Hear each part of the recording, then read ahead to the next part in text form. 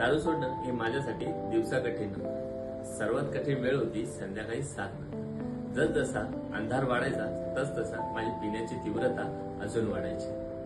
रोज जवळपास त्याच वेळेला मन म्हणायचं आज एक दिवस घेतली तर काय होतं. पण मला समजलं होतं की ही दारूची गरज नाही आहे, ही माझ्या मेंदूला लागलेली वाईट सवय आहे आणि ती टाळण्यासाठी मी 3 गोष्टी ठरवल्या. पहिली, त्याच वेळेला मी घराबाहेर चालायला जायचे.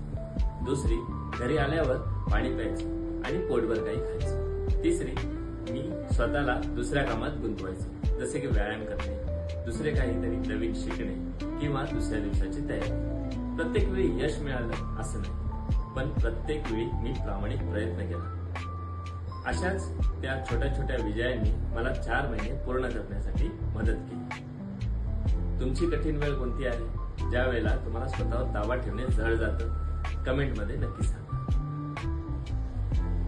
मी रोज या प्रवासातील खरे अनुभव शेअर करतो आणि तुम्हालाही हा प्रवास सोपा करायचा असेल तर फॉलो करा आणि पुढील भाग चुकवू नका.